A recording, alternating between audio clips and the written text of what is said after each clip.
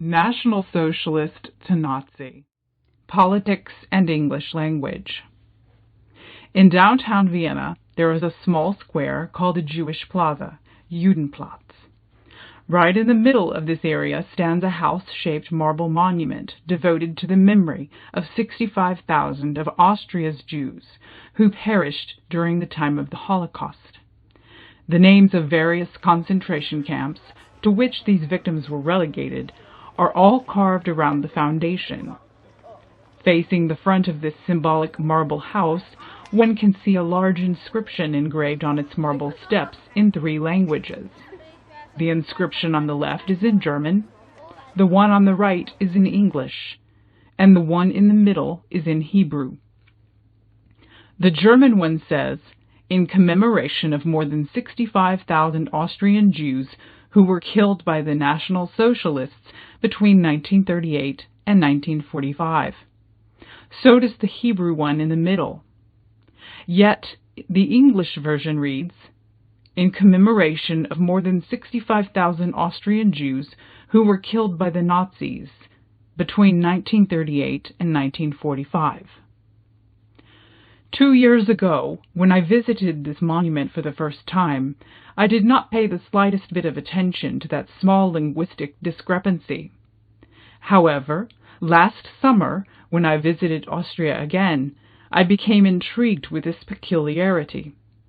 To be exact, my curiosity was sparked when, on the same day, after visiting that site on the Jewish Plaza, I strolled into Thalia, Vienna's largest bookstore. It was while there, browsing shelves with social science and humanities literature, that I stumbled upon a German translation of Hitler's Empire, How the Nazis Ruled Europe, a 2009 book by the noted American historian Mark Massauer. The German edition of that book, which has the same cover picture, reads Hitler's Empire, Europe under the National Socialism Rule. Since one of the fields of my interest is modern European and American history, I decided to look deeper into this linguistic phenomenon. I noticed that indeed English-speaking people, when they write and talk about the 1930s to the 1940s Germany, more often than not, they use the word Nazi. Thus, in English, we have books and articles about Nazi economy, Nazi labor policy, Nazi geopolitics, Nazi genetics, and so forth. In contrast, when Germans themselves refer to those turbulent years, they usually use the expression National Socialism. If they need a shortened version of this expression, they write NS or occasionally NSDP, the latter being an abbreviation of the long and all-embracing name for Hitler's party, National Socialist German Workers' Party. By the way, Hitler and his associates never liked or used the word Nazi. They always called themselves National Socialists. One prominent UK historian of National Socialism recently wondered why we still continue using Nazi in reference to Hitler's Germany when historians who write about the Soviet Union under Stalin do not usually describe its features as commie this or commie that. My paper is an attempt to answer that question. I want to explore here why writers in the UK and the United States continue to do this, and also how they came to choose the expression Nazi instead of National Socialism in the first place. I argue that the original choice of this particular term had something to do with what George Orwell famously referred to as the politics and the English language. I suspect that precisely for this reason, getting rid of Nazi in English and American humanities, social sciences, and popular literature is not going to be easy. First of all, one should keep in mind that many scholars who studied modern dictatorships matured on Marxist and post-Marxist ideas that, until very recently, have exercised a hegemonic, this fancy postmodern word is very useful in this context, influence on Anglo-American social scholarship. It was natural for them to routinely assume that there was nothing socialist about the Nazi. This was not some kind of an intellectual dishonesty on their part, as some conservative authors frequently imply. It was simply a common-sense approach shaped by the existing intellectual bubble. This practice goes back to the time of the anti-fascist Popular Front ideology in the 1930s, and later to the attempts of UK and American wartime propaganda to cement an alliance with the Soviet Union against the Axis powers in the 1940s. I am going to give you just one typical example out of many. In 1983, historian Eve Rosenhoft published Beating the Fascists at the prestigious Cambridge University Press. Her book explores fistfights between Hitler's stormtroopers and Red paramilitary units who were equally brutal and ruthless. The title and the text clearly show that she sympathizes with the communist thugs. She does not mention that the major target of the communists was not Hitler's movement, but the German democratic state, which the communists wanted to destroy and replace with their own dictatorship of proletariat. To her, the communists were carriers of noble goals, and therefore their violence was valid and redemptive. Conversely, the violence of the fascists was bad. When she describes how communist street fighters looted stores, she puts the word plundering in quotation marks. In her view, these actions of the left were sporadic impulses towards direct collective actions for the immediate relief of material hardship. She pictures similar actions of fascists as predatory and criminal. As I stressed earlier, until recently, this type of bias has been rather typical in history scholarship. The reason I chose to sample this particular book is simply because, in 2008, Cambridge University Press reprinted Rosenhoft's book without any changes, privileging the left in general and communists in particular very much distorted the state of the field and affected textbook literature. However, recent scholarship showed that Hitler's regime was in fact both nationalist and socialist. When the dictator and his gang labeled their ideology National Socialism, they really meant it. Their goal was to empower the people of the Aryan stock at the expense of non-Germans. While Stalin cannibalized his own population, expropriating and phasing out alien classes, Hitler acted as a benign dictator. He nourished his Aryan tribe by exploiting the slave labor of ethnic and racial aliens and by expropriating their resources. Strictly speaking, the message of National Socialism was not radically different from other forms of egalitarianism and socialism, a radical advocacy and empowerment of a selected group of people at the expense of other groups. What made National Socialism different from earlier forms of socialism was an attempt to blend the idea of social justice and revolutionary nationalism. From the very beginning, the left always felt uncomfortable about socialist elements in Hitler's policies and tried to play them down. Such approach later found reflection in textbooks and popular mainstream literature. Since the 1930s, the left peddled two versions of Hitler's myth. According to the first one, Hitler sprang out of a capitalist cocoon as a puppet of large industrial monopolies that manipulated millions of Germans into accepting him as their leader. Hitler did successfully placate and integrate big business into his planned economy. However, recent history scholarship showed that the view about monopolies as the spearheads of National Socialism was totally untrue. In fact, many large financiers approached Hitler's movement as the right-wing versions of Bolshevism. Yet this view was repeated thousands of times by communists and social democrats, and eventually many students of Hitler's Germany, including non-socialist writers, began taking it for granted. The second version of that myth, which I can call a psychological view, argued that Hitler, a demonic, charismatic dictator, took advantage of the sadomasochistic and authoritarian nature of the German people. Building on the desperation caused by the Great Depression, he single-handedly captivated the entire nation. Today, this psychohistory is usually propagated through coffee table books and TV shows. The most recent example is Dark Charisma of Adolf Hitler, a BBC documentary.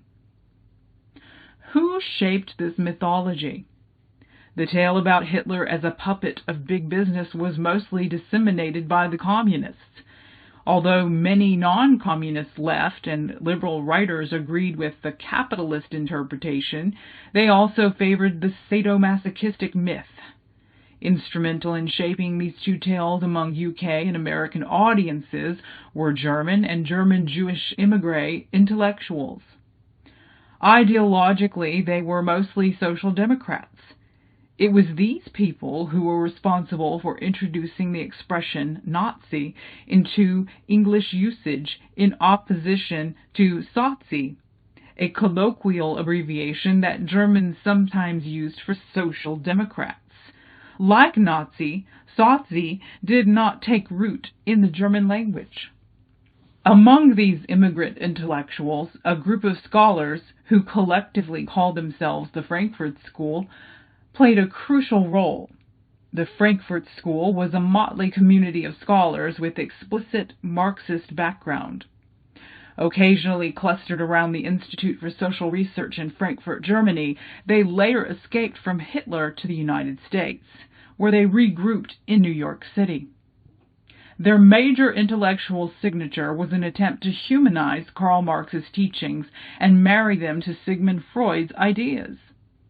The writings of these scholars, for example, Erich Fromm, Herbert Marcuse, and Theodor Adorno, later came to exercise a powerful influence on American intellectual culture and shaped the minds of an entire generation of social scholars in the 1950s and the 1960s.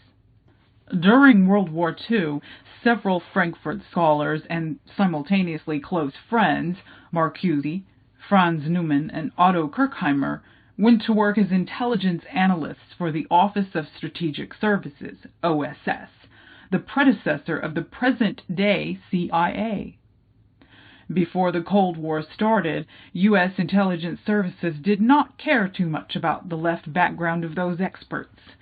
As part of OSS Research and Analysis Department, these German experts were responsible for explaining all things German and Western European to policymakers. In fact, OSS's head Colonel William Donovan, who hired all these left-leaning folk, viewed the Research and Analysis Group as the final clearinghouse to filter all information before it was used for policy decision-making.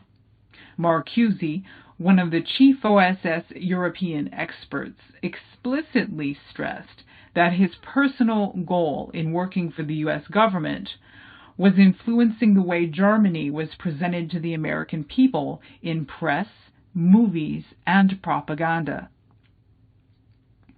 For people like Marcuse and Neumann, both of whom were the committed non-communist left, recording and discussing socialist components of Hitler's policy was not a high priority, if we were to put it mildly. In fact, their goal was just the opposite: in every possible way to deny the very existence of socialist elements in Hitler's dictatorship. It was quite natural and understandable for them to shut out the powerful opponent who successfully capitalized on a similar collectivist idea they were so fond of. In their policy prescriptions, Newman and Marcuse, along with 40 other fellow experts, downplayed the Nazi crusade against the spirit of capitalism and recommended swaying post-war Germany in the direction of democratic socialism. In one of his memos, Newman insisted that post-war Germany must embrace elements from both Anglo-American and Soviet social structure and practice.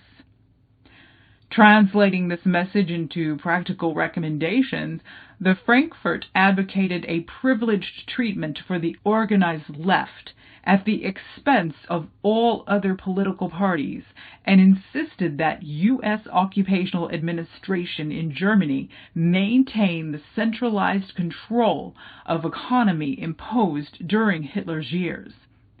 They also recommended composing a list of about 1,800 German businessmen and industry managers for their immediate incarceration.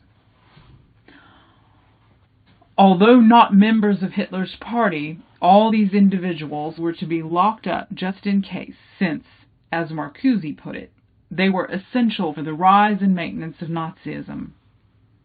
Indeed, if you believe that business people were the ones who launched Hitler's dictatorship, it was quite a logical suggestion, I should say. Newman, the deputy chair of OSS Central European Section, emphasized that the German dictatorship was capitalism in its extreme and had nothing to do with socialism. Socialism, in his view, was always noble and cosmopolitan, whereas the Nazi doctrine was ugly and nationalistic. It was also natural for Newman, who was driven by ideological considerations, to volunteer as a spy for the Soviet intelligence services, where he operated under the code name Ruff. John Herz, another analyst from OSS, chuckled, remembering how left Hegelian spirit temporarily had taken up residence in the OSS Central European Section.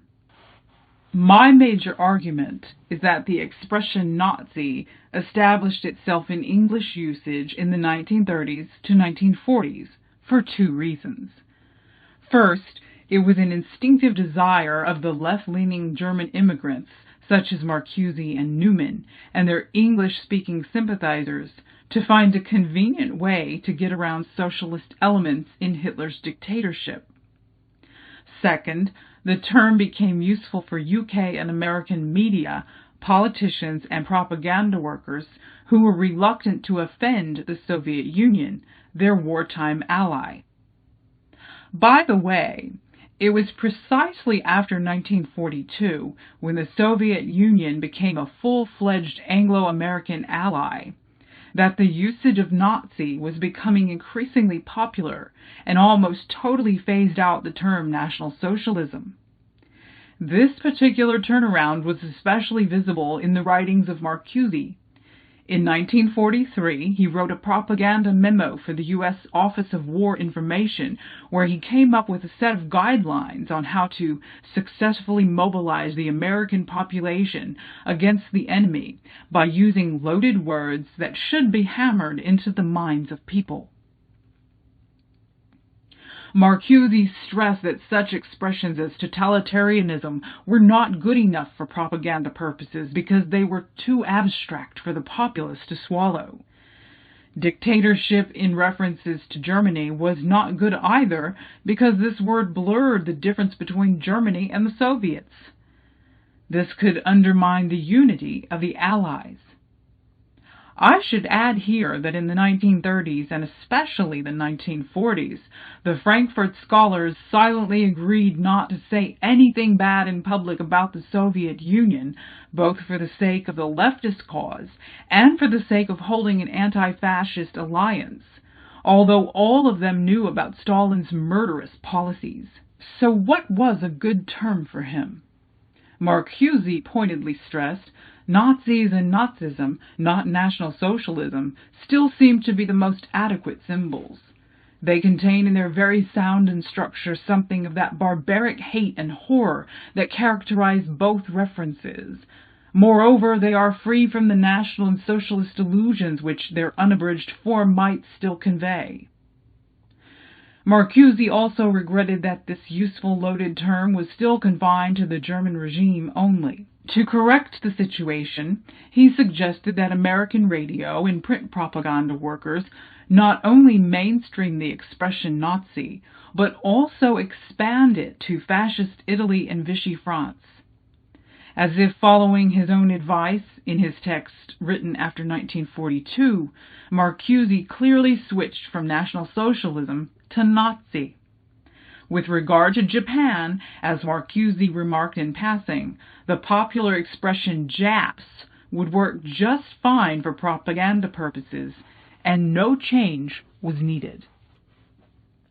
My suspicion is that, in addition to serving as a convenient way to get around Hitler's socialism, the term Nazi was attractive to people like Marcuse because of its local German etymological links.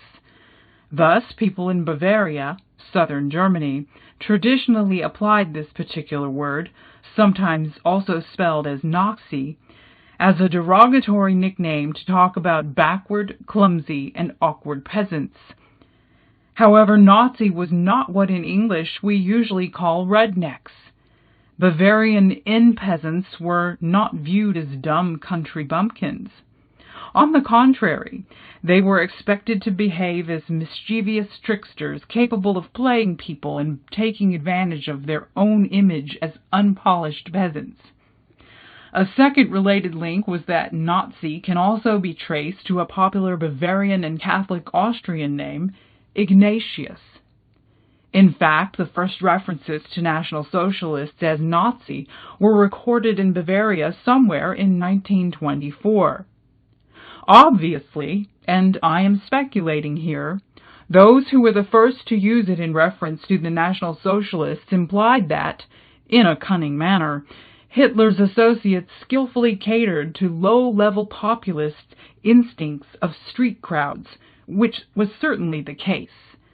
But, I repeat, the word never took root in Germany. So for all practical purposes in UK and American settings, the term Nazi became very useful. It was an emotionally and morally loaded acronym that also sounded conveniently short for an English-speaking ear. It did well the job of sweeping under the rug Hitler's socialist policies, and it did not cast a dark shadow on the Soviet socialist ally.